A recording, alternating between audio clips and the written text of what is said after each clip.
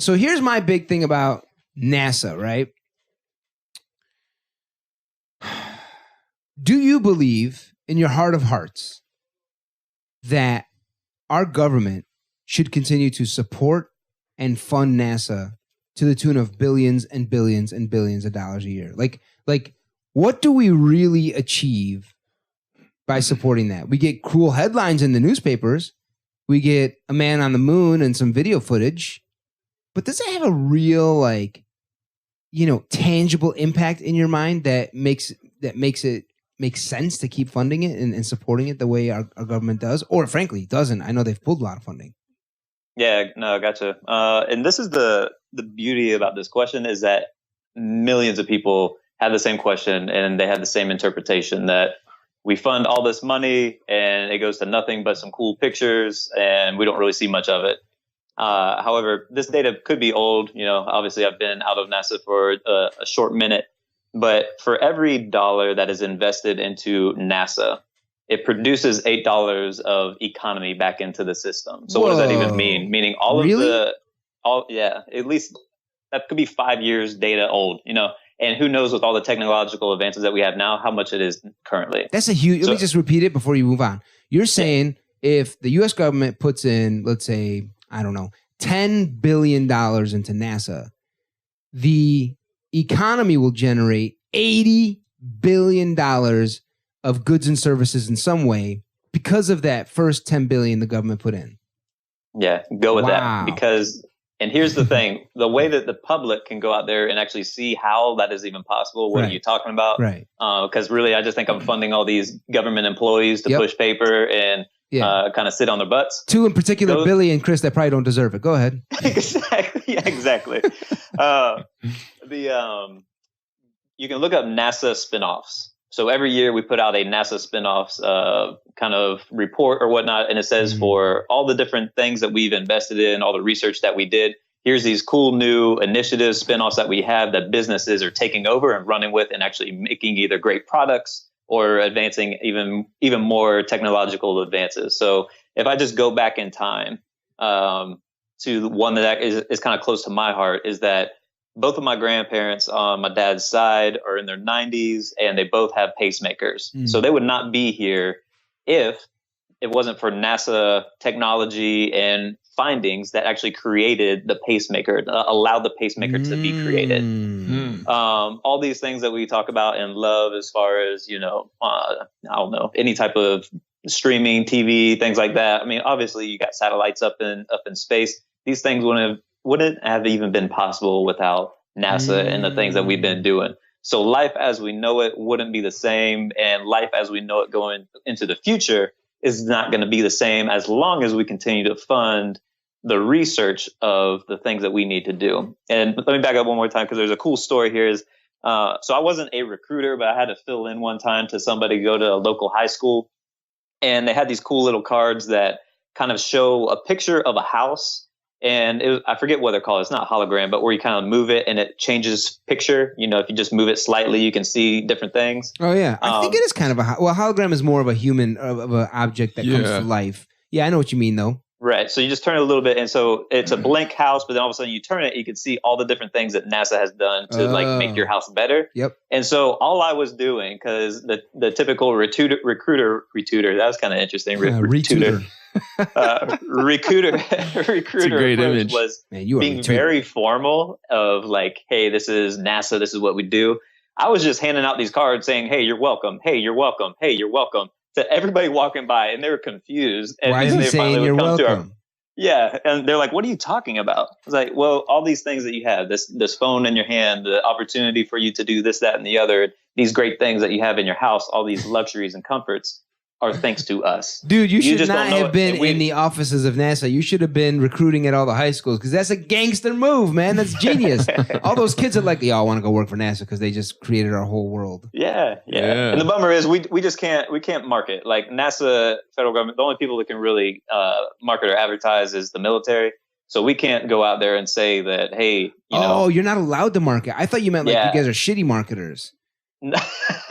Well, since we're not allowed to, yeah, you are pretty much. we're crappy. Yeah. By the way, 1.8 billion Muslims also have that problem. I tell you what, we're great human beings, but the world thinks we're something wrong with us. So we need like an advertising agency to kind of cover 1.8 billion Muslims. So maybe like a "You're welcome" card. Yeah.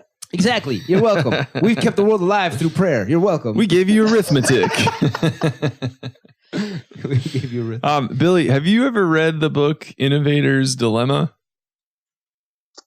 No, I have not. Okay, so that to me is kind of NASA in a nutshell. Like a lot of companies will, like a car company, they create a gasoline engine, and then they're like, cool, we're making lots of money doing this. Like, why would we change it to electric engine? That just seems like we'll destroy our current business model.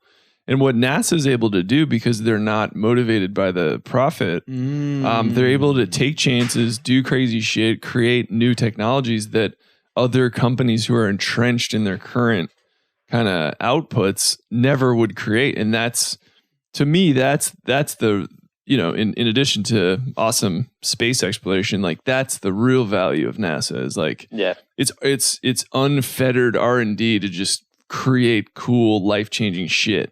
Yeah, no, that's a great point, Chris. And I guess the tension there also that also lives is the tension of having that freedom and that safety net to really just go do crazy, great things, to innovate.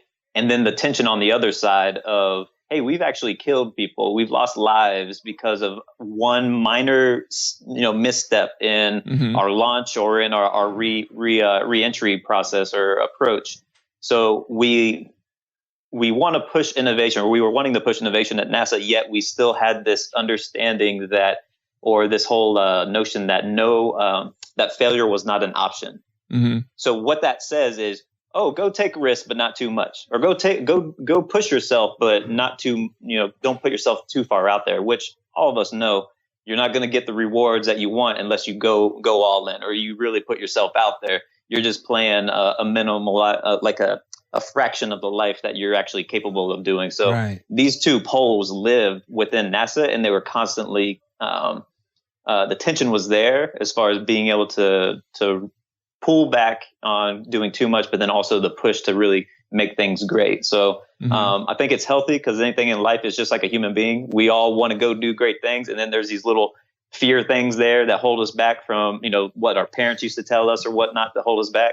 Mm-hmm. It's being able and willing to understand, hey, where am I? What is the choice I want to make today? And then either go for it or really play the safe card to really make sure that you get some great research out there so that we can really make an impact on the world.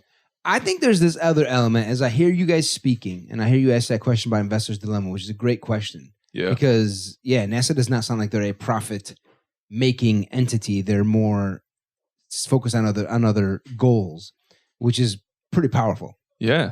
But as I hear you guys talking, I think to myself, you know what? Like, our curiosity is one of the most important things if you think about it. I know it's abstract. I know it's weird. You can't put a dollar amount on it. To buy things or buy curiosity? But being bi-curious? Buy? No, I mean like the freaking universe. So when you look up in space, when you wonder what's out there, when you that is so valuable. And so to keep that machine, that curiosity machine going, which NASA, I think, plays a huge role in, at least from my childhood it did. Oh, hell yeah. Like what are they going to discover next and what's out there? Well, dude, you realize that anytime someone's like, oh, so what's your background? It's like, I worked for NASA. They're like, I fucking love NASA. Is that right? Everyone loves NASA. Yeah, I think everyone does have a positive impression of NASA. I mean, because that's what it represents. It represents like exploration, curiosity. And it's like, it's the modern version of like Lewis and Clark. You know what I mean? Like we're out there, discovering, exploring, and helping children, just like our kids, dude. Like it's gonna help them fertilize and just further their curiosity more and more. And that, I think.